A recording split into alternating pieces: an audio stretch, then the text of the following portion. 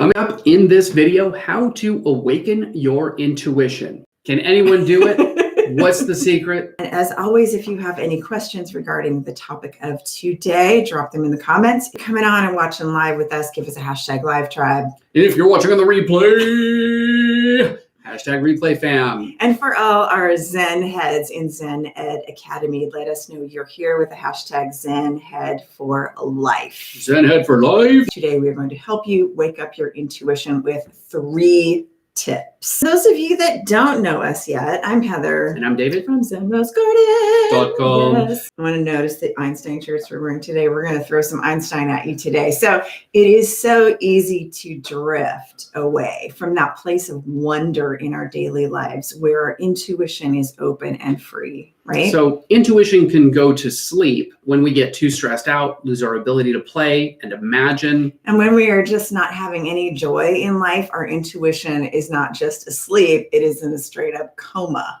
right? How do you feel about that? Because my intuition's been in a coma at times in my life. Oh, absolutely. If you've ever had an intuition coma, hashtag intuition coma.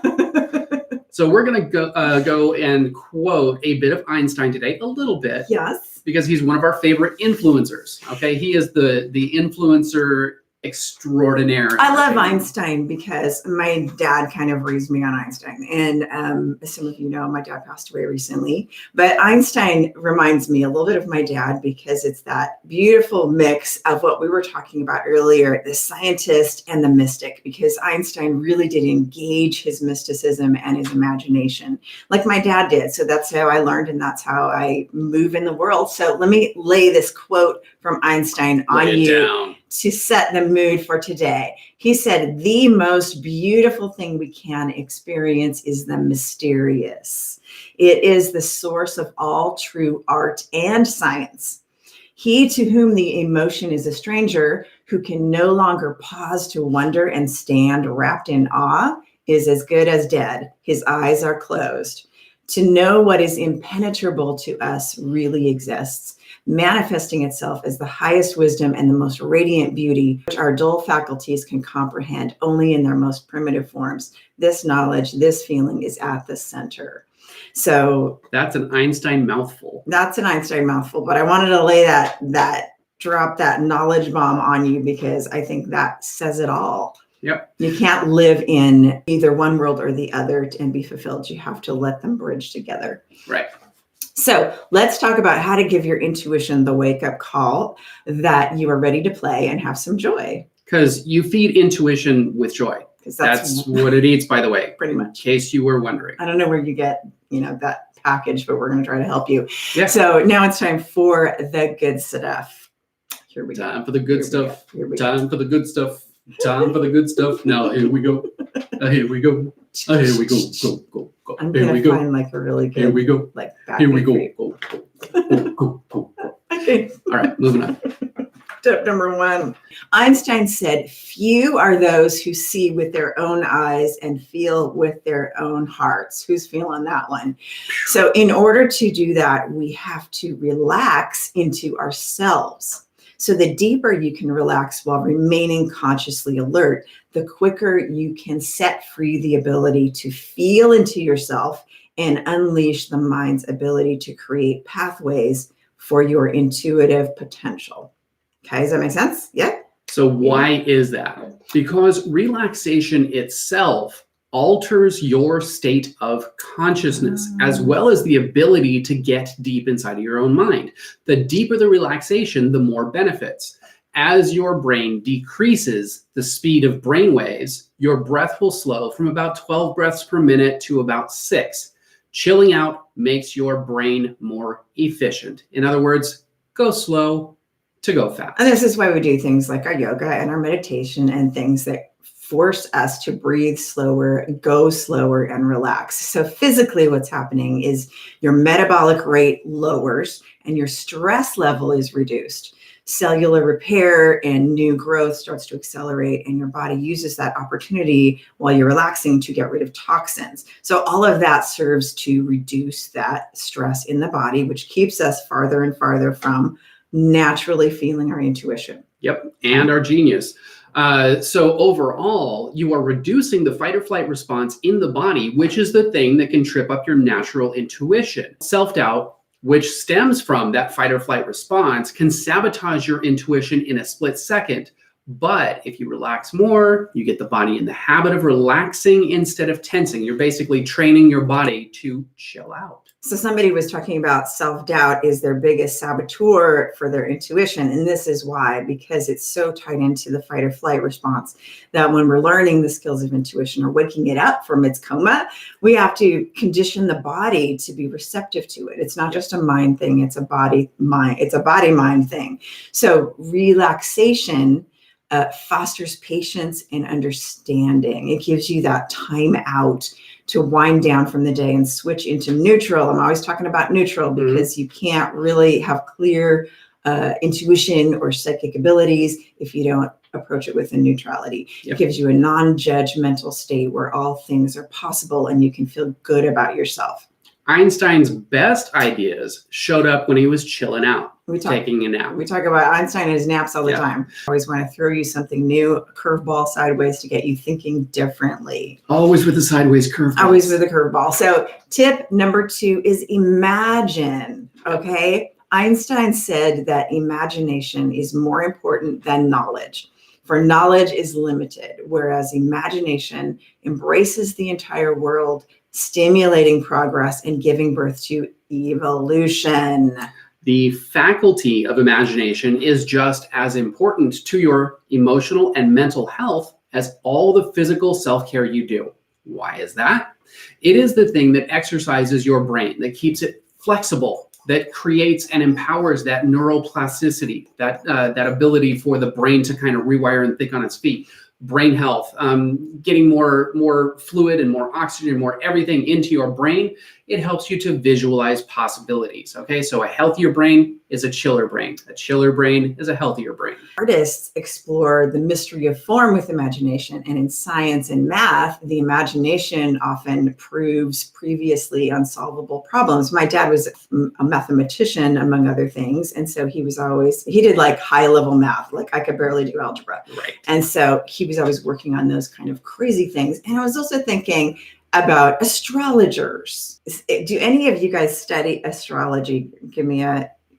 Drop your sign in the comments. I want to know what sign you are. But astrology, that outside of the horoscope astrology, right? Like deep astrology, where you're like, your moon is in Pisces. My moon is in Pisces, by the way.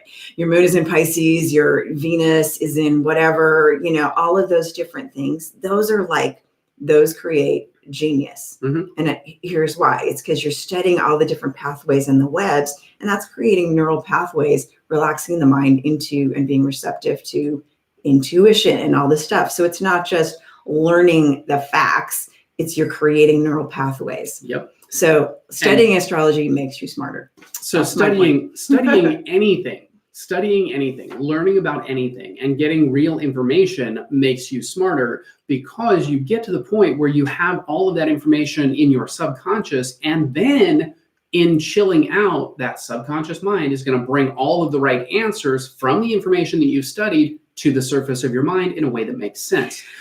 So I think with astrology, I like the analogy of astrology, because astrology really taps into our imagination and it challenges us, because it forces us to think about people and how they act and uses our imagination really actively. So when you take time to imagine, your practical mind will resist, like your super logical mind. At first. Because you have more grown-up things to do, right? I mean, I've fallen into that trap, like, oh, I can't take time to do that. I got to go pay the bills. I got to work. I got things to do. So imagination time while you are awake, as opposed to dream time when the imagination just goes absolutely bonkers crazy. What that does is creates a stronger pathway, or stronger pathways directly to the subconscious mind, and builds a stronger bridge for those intuitive impulses to become stronger, faster, better, sharper. We can rebuild them. Yes, we can. So this is why we create vision boards. We design our dream house in our mind, or we imagine ourselves living in another time and place in the world.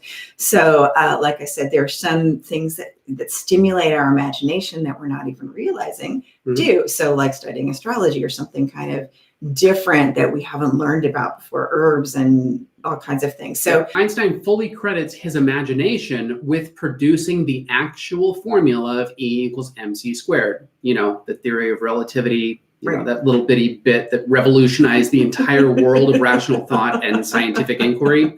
Yeah, our students, if you haven't guessed by now, our students learn really fast from us that unleashing their genius is easier when they free up their imagination. They learn real fast. So hit that like button and give us some hearts if this is making sense. I want to poll the peeps right now. How do you imagine? How does your imagination work? When we talk about imagination, and you imagining how your brain works, are you more of a picture person or a thought person? We hear a lot from clients. Sometimes we take them into some sort of visualization or imagination or something like that. They're like, I have a terrible imagination. I don't imagine. And that's kind of our job to wake that imagination up. So because we basically give them freedom to imagine in their own way instead of trying to dictate the way they need to imagine. So we like the word imagine because it doesn't dictate, I see everything in pictures or video.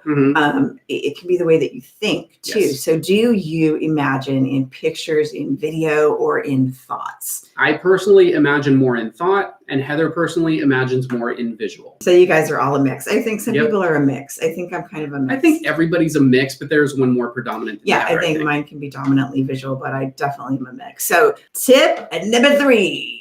A positive attitude leads to self-trust. Okay, and these 3 tips we're giving you today are simple to execute, but we tend to try to go to the more complicated first. But if we start with the simple, keep it simple, stupid, right? So stupid. Well, it's a saying. So it's simple, right? So a positive attitude leads to self-trust. Self-trust is the one thing that we need to act on that intuition, like we talked in the previous video. So Einstein said, you're gonna love this one, stay away from negative people. They have a problem for every solution. Yep. Right. And if you've got a problem for every solution, there is no solution to which you have a solution for. I guarantee your intuition sucks if your attitude is that negative. So research consistently shows that a positive state of mind automatically increases your intuitive and your psychic abilities. The more positive and enthusiastic you are, have you noticed that we might be a little positive and enthusiastic? The more your faculties will stretch beyond any limitations that you thought you had. You're going to find more solutions than you are problems. See, I can get salty and egregious and I can vent and I can be snarky, but I'm rarely negative. So there's a difference. So if you guys are kind of smart ass kind of personality, that's not necessarily negative. So negative thinking or excessive skepticism, like you doubt everything, impedes the process or blocks it altogether. Talk about intuitive coma. So we got a comment that says negative people are soul suckers.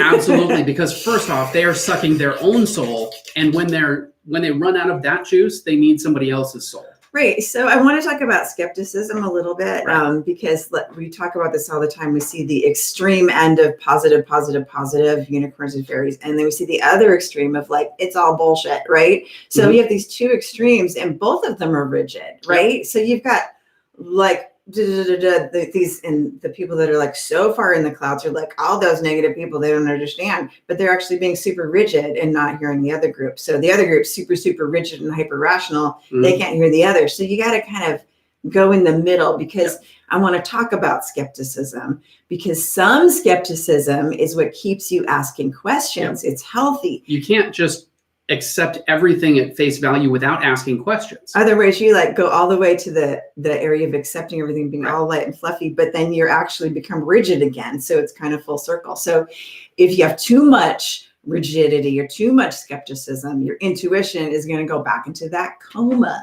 Absolutely. So stop creating intuitive coma and create more plasticity, neuroplasticity in your mind. Bounce around, be like a child, let your mind free to breathe.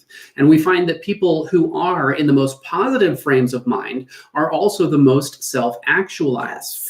That is, they think with their own ideas, they're seeing with their own eyes, and they're feeling with their own hearts. Right. And when you aren't judging yourself, this is the important part I want you guys to remember, Zen heads. When you are not judging yourself based on what others think of you. And we do this non-consciously all the time until we self-actualize and start thinking with our own thoughts and feeling with our own hearts.